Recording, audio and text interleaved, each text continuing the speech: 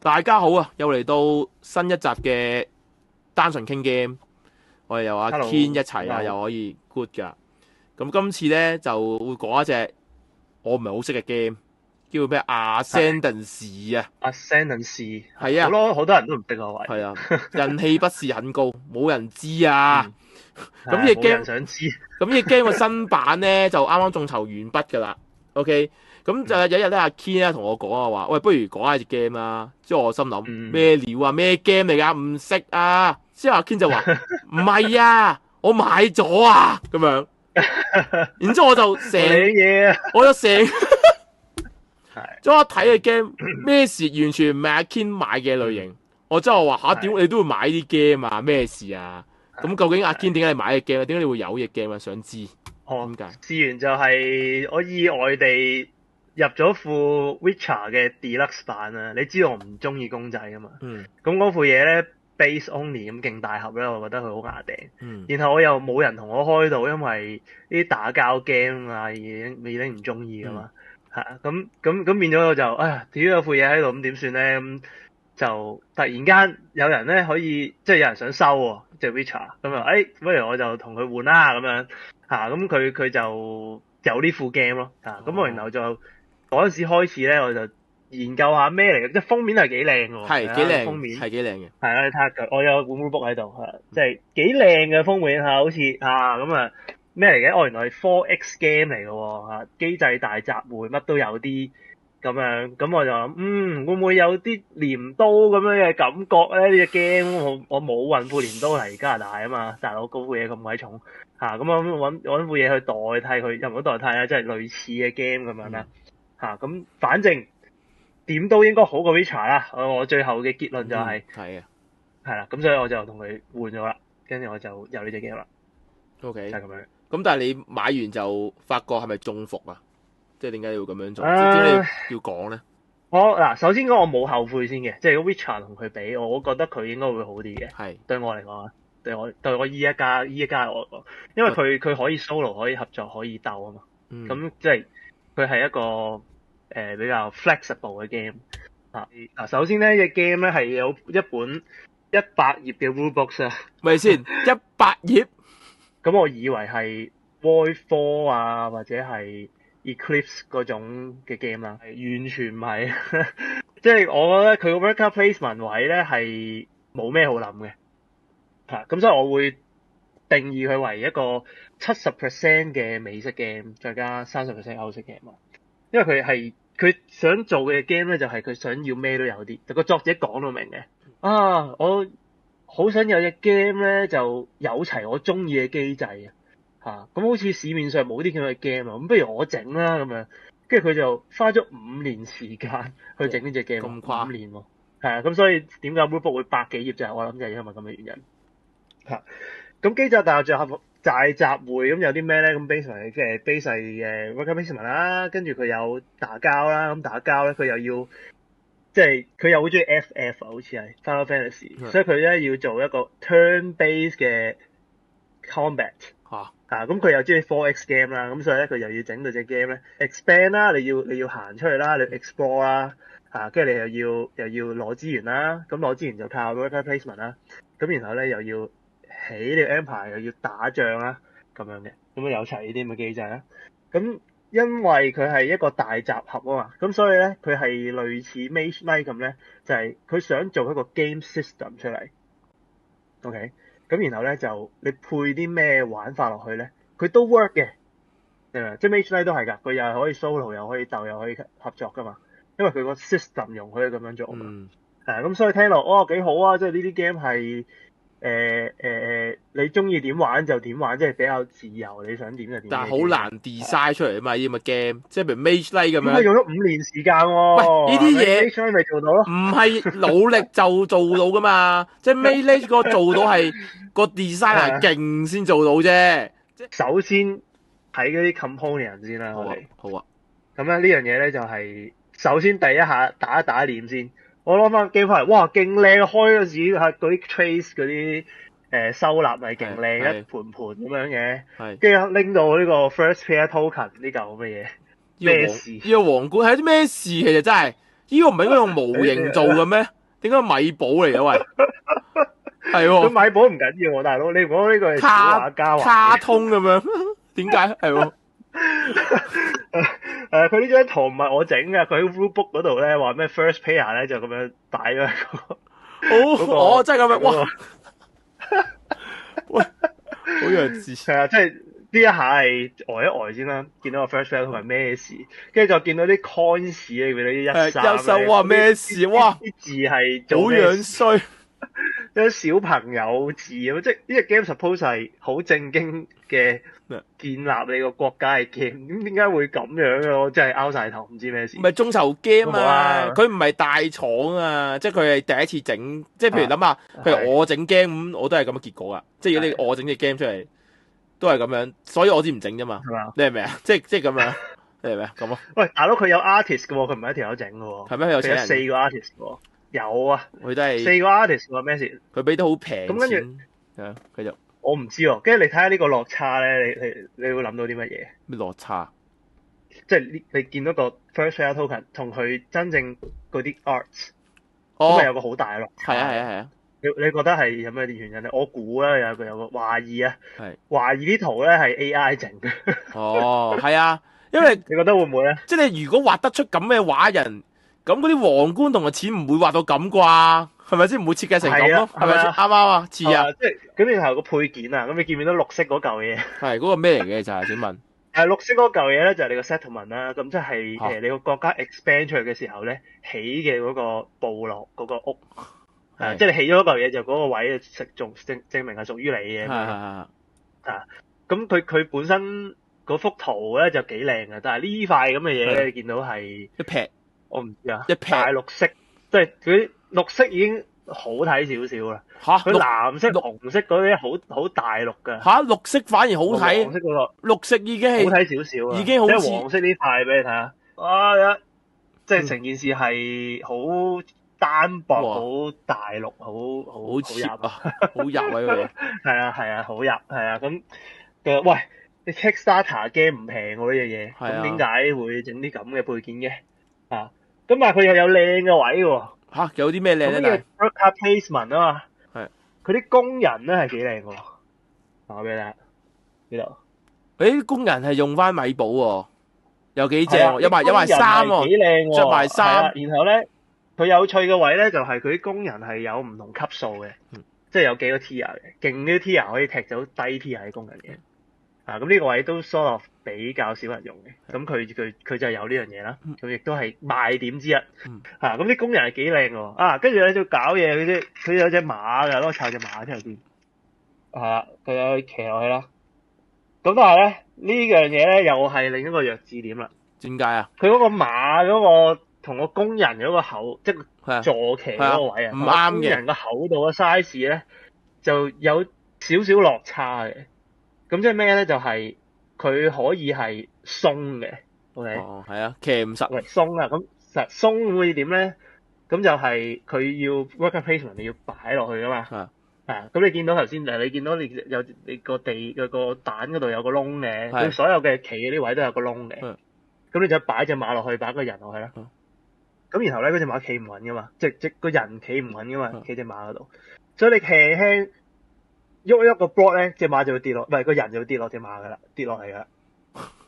咁即係咩咧？就係好煩咯，你要成日跌個人落嚟咯。佢單一隻馬同你有個人喺度係有兩個唔同嘅功能嘅。係啊，你跌咗嚟會 confuse 㗎啦，好唔知係人定係點？會搞亂咗啦。係啊，咁點樣咁咧？佢仲有個嚴重啲嘅問題咧，就係我上網見到人講咧，就係佢緊得滯啊。跟住啲人咧夾硬一嘢塞落去，跟住隻馬斷咗。咁大鑊。係咁係啊！我完全理解唔到點解會發生呢啲咁嘅事咁OK，咁所以咧，因為咁嘅問題啦，咁然後咧就喺 Kickstarter 個新版咧，佢係有整到嗰個馬鞍俾佢嘅咁呢個就係講翻頭先嗰個模型啦。你見佢咧啲白色嗰張白底嗰張相咧，就係 Kickstarter 嗰個圖啦，就係即係佢講話個 settlement 會係咩樣，哇整落去好似勁霸氣咁樣，勁靚啊嘛。你睇下地圖嗰個嗱，首先個底係勁樣衰啦。咁地圖上咧係冇起到個頂嘅。係咯，起個頂出嚟點啊？咁我抄個頂俾你睇下啦。咁其實個頂咧係勁細粒嘅，OK， OK，就係咁嘅啫。係啊，成件事好細粒，冇咩特別嘅。係係啊，咁仲有最搞笑嘅位咧就係咧，佢個 game 係有唔同嘅 variation game links 㗎。好地地你係唔會起到個頂嘅，即係其實你多數係唔會起到個頂。即係正常起，所以同埋你所以喺個圖上都見唔到咯，因為係冇乜可能發生。係啊，多數都唔會起嘅。但係首先多數唔會啊。第二咧就係個頂得一個嘅啫，即係成場 game 只係起得一個頂嘅啫。即係每個玩家最多起一次。即係你冇話完全係，即係你唔會係你想象中，哇！成個地圖個個都有個頂嘅，唔會啊！你通常你成個地圖就係一塊塊啲咁嘅嘢咯。係啊，哇！好嗰個圈，即係呢個圈咧都係唔知得呢個圈點樣？兩個㗎咋？呢個圈咪 level 2咁樣啫嘛，即係得兩個㗎咋。係啊，得兩個㗎咋。佢哋如果睇 Kickstarter 佢個動畫咧，就係佢咧整到咧嗰個圈同個頂咧係點樣擰咁樣嘅。係啊，咁你以為可以擰實佢啦？完全唔係啊！個擰係完全唔關事，話俾你聽佢係可以鬆咁解嘅。係啊，咁但係咧，你見到而家啲嗰啲 standee 啊，嗰啲角色嗰啲 standee 係幾靚喎。係啲角色，我成日都加啲膠。係我成日支持啲 game 咧，即係都係做呢啲透明亞古力嚇取代模型嘅。我覺得我咁樣幾靚，即係又平又唔會太樣衰啊！我係中意嘅喎，即係你拎嚟睇下。跟住佢有啲 boss 嘅，我就俾啲 boss 嚟睇啦。啲 boss 仲大塊啲嘅嚇，咁跟住得半個身嘅喂。咁 boss 嚟㗎嘛？佢全部得半個身㗎。嚇，係咁，係咁樣㗎。哦，但係呢個又係奇怪位嚟。又奇怪點解啊？係啊，點解咧？佢原先 Kickstarter 咧，佢就係話每個國家有支旗嘅 ，OK，咁就嗰支旗就代表你個國家。呢個冇嘅呢個冇呢個配件，冇俾你。係啊，頭先個皇冠都係啊，我講漏咗啦。佢個 Prem 嘅嗰個 Deluxe 版咧，個皇冠咧係整咗個紙嘅真皇冠咯。跟住你嗰個係 First Player Token 啊嘛，咁戴落去就可以戴哇，正喎！我唔知啊，你覺得正？我覺得好搞笑，好 cam， 正喎！呢個我想要。係啊，即係呢個好奇怪，即係啲生日帽咁樣。我真係睇嗰個樣就啲生日帽咁樣，嗰啲叫咩啊？嗰啲生日戴嗰啲紙嗰啲。係啊，咁呢個咧，佢就話啲配件好靚咁 OK，咁啊整嗰啲咁嘅 trace 系統啦。咁而家你見即係呢個 trace 系統基本上係 Kickstarter 嘅 basic， 即係咩啊？叫做基本配備嚟㗎啦，已經係。你覺得係咪咧？標配係咪？標配係咪？即係算唔算咧？你覺得？唔係㗎，而家又開始唔興啦，好似之前又開始唔興啦。而家又唔整啦，好似。咁佢目標咧就係4個 phase，OK，咁每一個 phase 有一塊板啦。咁然後每一個 level 嘅工人咧就喺某一塊板度先能夠用啊，或者高 level 可以用低 level 嘅板咁樣啦。係。咁佢就整咗呢4個 phase，咁你由左至右咁樣數咧，咁你就左邊係第一個 phase。明啦。明啦。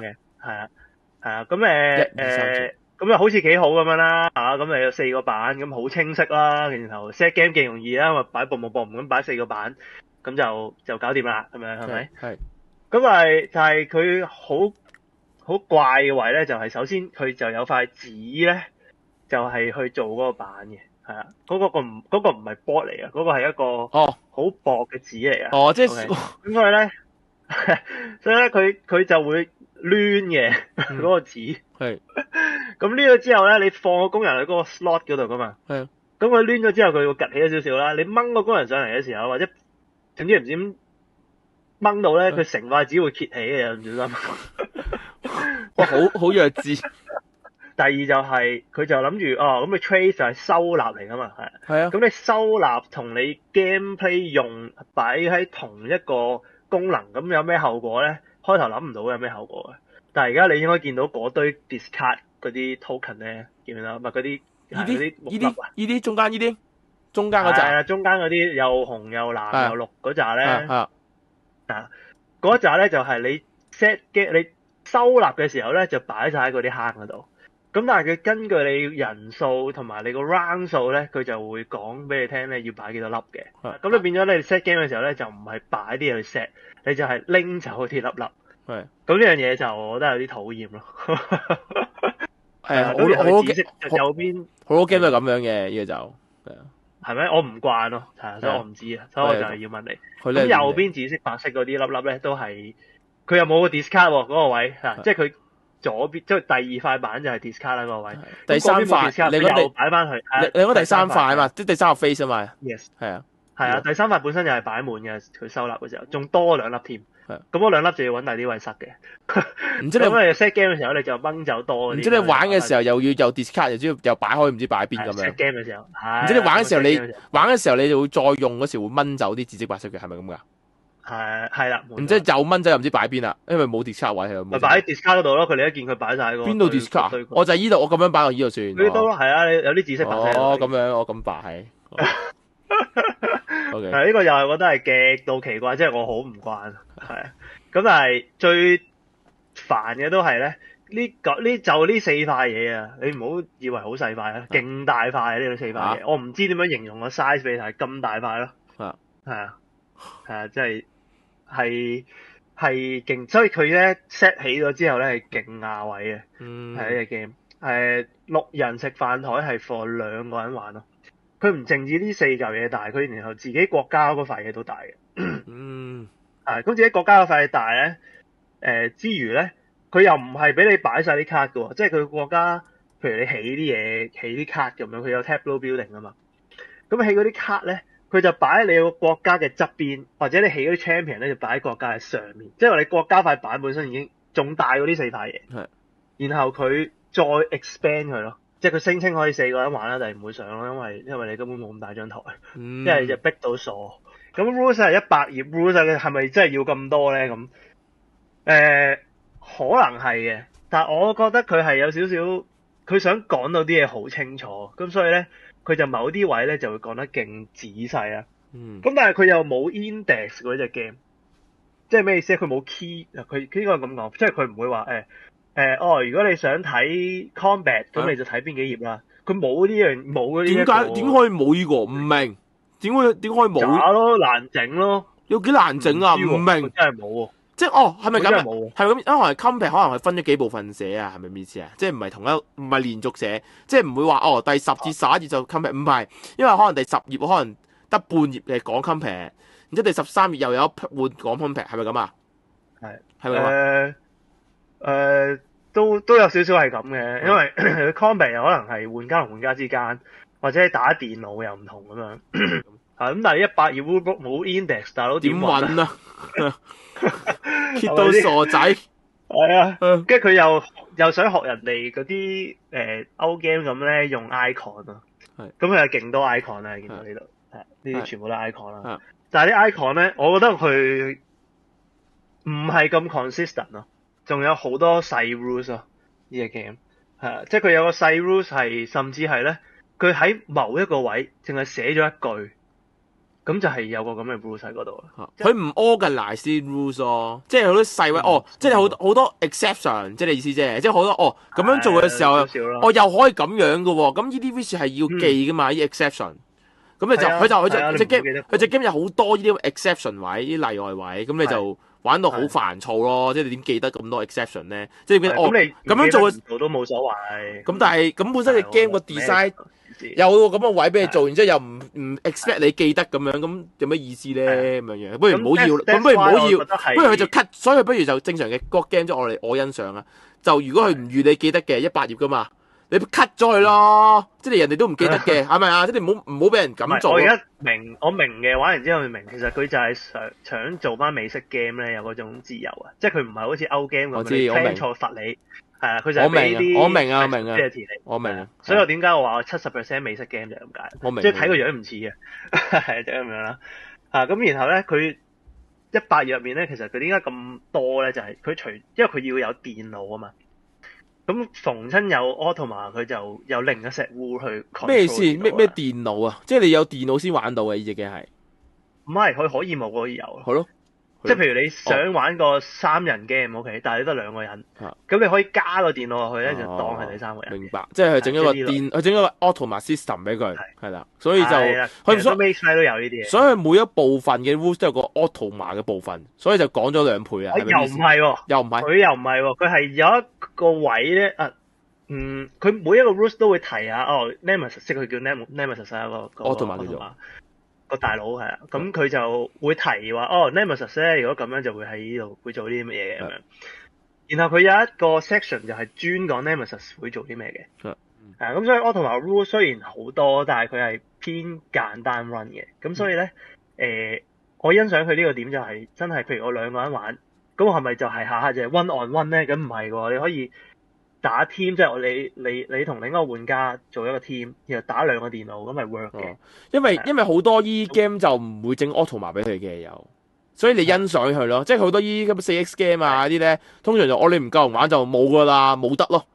但係佢呢隻 game 真係冇啊，冇噶，好未必有啊，即係唔係隻都有。所以佢整個 Automa 俾你咧，其實已經算好好，係真係係啊，所以呢個我覺得係欣賞。不過咧就會令到件事勁難學咯，即係本身隻 game 係已經100頁啦，同埋30頁啦、70頁 rule 啦隻 game，咁你再另加30頁 rule 嘅 rule 同埋仲要寫得唔係咁清晰嘅時候，哇！學到我咧真係我好似讀 master Mage 低難度咯，讀 master 唔係啊 PhD 啊，佢5年啊嘛隻 game， PhD 即係你等於睇人哋 PhD 論文咯，PhD 5年噶嘛，佢咪又係5年 PhD 論文，呢個咪佢嘅 PhD 論文咯，黐線學死我隻 game， 係啊，咁所以 rules 就係咁樣啦，咁所以評一評分，簡單嚟講就係 component 咧，我哋係俾2分，因為真係差個落差太大，係啊，咁 rules 都係俾2分嘅，因為真係咁鬼死難學。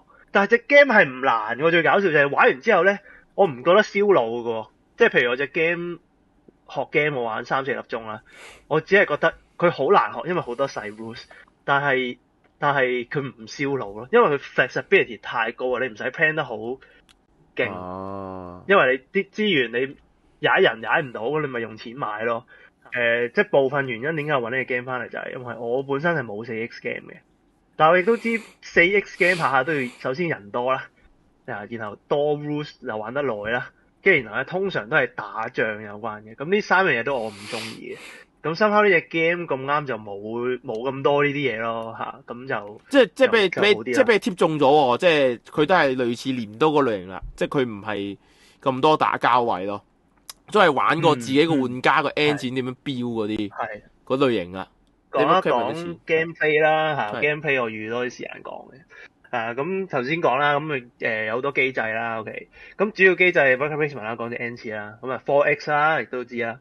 咁 tableau building 頭先我講啦，啲卡要起落去啦。4X game 咪有要 exploit 嘅，即係 exploit 就係要掘資源啦。係。咁呢個掘資源咧就除咗 worker placement 代替之外咧，你去開地圖嘅時候咧，個地圖嗰一格係要俾你 test 嘅你個 skill 嘅。係。係啊，咁你 test 到 success 咧有嘢送啦 ，test 即係 fail 冇嘢罰嘅，就係嘥咗個 turn 咯。咁你 test 一個數值夠高，就再送多啲嘢咁樣，即係有 skill test。咁搞笑。咁然後個 boss 咧，你見到個 boss 亦都會有啲 effect 咧，要逼你同個 boss 做 skill test。或者有啲end round 嘅 event 啊。跟住有啲 skill test。哇！佢真係撈晒喎，乜都有啊。乜都撈晒啊！搞笑。咩 game 嘅 movement 啦，咩 game 嘅嘢都有喎。佢有 secret mission 啦，又好似鐮刀咁咧。鐮刀咪一開頭有2張俾你揀張做嘅。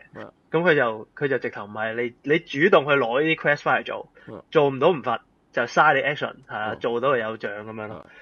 咁亦都有 secret 有呢個 team 嘅，即係佢有分 team 啦，可以 free for all 又得。分 team 又得，佢仲玩到咧啲 team 嘅隱藏都得。哇！身份陣營添，係啊，身份陣營都得。要估你有 friend 卡啫嘛，估邊個隊形係邊個？佢即係撈晒。最搞笑係電腦都可以有 team 喎。即係你派張卡俾電腦，你唔知佢咩 team，OK？你打贏佢之後咧，你可以決定殺唔殺佢，你就可以望佢個 team 係乜。咁你係同 team 嘅，你咪唔殺佢咯。但個電腦唔會理咧，照砌你嘅都。跟住佢又加有 legacy mode 喎，即係點咧？就係你每一關玩完之後咧，佢就會有啲卡可以揀去加落去你個國家度。咁你下一次咧就可以揀一啲卡嚟升。係啊，類似係咁樣啦。咁有打交，咁打交係點打咧？佢就係擲色，但係佢又唔係 risk 嗰種擲色，唔係就咁擲色鬥大。頭先講係好似 FF 咁樣，係要 round base 噶嘛，即係 turn base 嘅打交。佢打交你話 turn base 係點 turn base 咧？完全唔 get 唔到，即係另一隻 game，佢另一塊 board 出嚟俾你去玩啦。你碌出格，你碌上少少有個玩家 block 嗰度啊。咁佢就呢一個佢就每一 round 會俾2個 action point 嚟啦。咁你用剩可以留嘅。咁所以 maximum 就係3個 action point 啦。咁下面啲技咧就係你有啲，即係你有 action point 你就可以。即係下面就係你揀用咩 action point 去做個 turn 做邊個攻擊咁樣。下面呢啲招式。係啦，yes，冇錯。係啦，咁就可以去打你啲怪咁樣啦。咁然後啲怪咧就係會有攻擊式同埋防禦式。咁佢就有2行啦。咁佢隻怪攻擊嘅時候，你咪就攻擊式咯。咁其實都係1至6。咁然後1至6佢就會睇佢做啲咩咯。然後防禦嘅時候，你打佢咧，即係話佢會受傷，咁你就係咪都要擲個防禦式？咁就睇下佢擲1至6。咁通常擲高啲，咪防高啲咯。咁玩家同玩家打咧，即係玩家打其他國家。玩家就係大家用 action point 打咯。咁簡單嚟講就係 champion 就可以action point。咁然後所有啲 non champion 啦，即係就當係 NPC 啦，咁就係擲色噶咯。但係呢啲咁樣打交咁樣。完全 feel 唔到好玩喎，好似有啲嘢諗，但係好似冇揀嚟冇乜意思咁樣。話你聽咩事啦？即係打交會係點咧？聽落好似好正啦。係聽落好似好正。咁其實咧，你發覺咧，攻擊嘅係嚟嚟去去都係嗰2招。係咯，咪就係話咯，我就 A 係 B。我就話啲招好少咯，我就話啲招好少啫嘛。咁即係話咧，而隻怪都係 fix 噶嘛。係咯。咁所以你會大概 feel 到你邊一招係最 work 嘅。係咯。隻怪。咁你永遠即係咁然後就係冇碌到佢死為止咯。個問題就係冇變數咯，就咁咪咁咯，咁咯，就冇變數冇嘢揀咯。我就係 feel 到就係變數咪就係擲色啦。所以玩擲色所以你冇得揀。個玩就係冇嘢玩咯，你係做嘢咯。係啊，啱啊。你冇最多係點咧？最多咪有加裝備咯，咪多2招，但係都係差唔多嘅。係啊，咁其實佢個 faction 之間咧個分別都頗大，但係又覺得未到 Roots 嗰種咁大分別。唔係因為每次用唔同國家，你本身都會有好大分別咯。你個策略度係啦。咁我覺得因為呢樣嘢係賺嘅，即係我覺得係唔容易嘅。咁我會唔平衡咧？咁我唔知喎。So far 我 OK 咯，係唔覺得好大唔平衡。咁但係都係好難學啦。你本身 Rules 有咁多。然後你嗰個 faction 有咁多卡要睇，咁就會資訊爆炸咯，係咁就要啲時間去消化嘅，我覺得係。同埋個 play time，你以為呢啲 game 話會唔會玩5-6個鐘嘅，咪即係會似嗰啲咩 Warfare 玩幾耐啊？我唔知啊。或者 Eclipse 嗰啲玩好耐啊嘛。係啊。咁因為呢個 game 有得控制 round 嘅關係咧，佢就唔係咁耐啫喎，即係我覺得 standard 就起碼玩5 round 啦，即係佢有俾你最低玩3 round 嘅，但係3 round 真係學 game 啊，冇意思。3 round 即係10幾個 action 就完咗，太少。咁5 round 係幾耐？基本上你冇標。即係 standard 係5 round 啦。係啊，5 round 我覺得第一次玩，然後你識 rules 你唔使係咁學嘅話咧，2個人大概3個鐘度啦。2個都新手，如果2個熟嘅話，應該2個半鐘度啦。我講係打2個人打2個電腦啊。我未試過4個人啦，因為我頭先咁講啦，呢啲 game 你唔會想4個人玩咯，除非你張台係我諗要8人食飯台先夠咯。但係你控電腦始終都係麻煩嘅，即係因為阿 Ken 你玩開 solo game，咁所以你就覺得控電腦冇問題咯。但係我覺得普遍人都唔會想同電腦玩咯，我覺得正常。就要學到唔係太難嘅喎。唔係啊，同埋唔係啊，你係異類咯。你玩開 solo game，我覺得你玩 solo game 玩得多啊，仲要係唔係玩 solo game 問題？即係譬如我玩 solo game，我係會避開玩電腦嗰啲咧，有時。仲有個電腦係真係超簡單啦，即係依隻 game 個電腦簡單幾都有譜啦，都要30幾頁啦，黐線。係。咁30幾頁黐線啊！因為行啊，有得行係煩嘅。所以正常人，譬如我睇，我一定 skip 咯，我一定唔會睇嗰部分咯。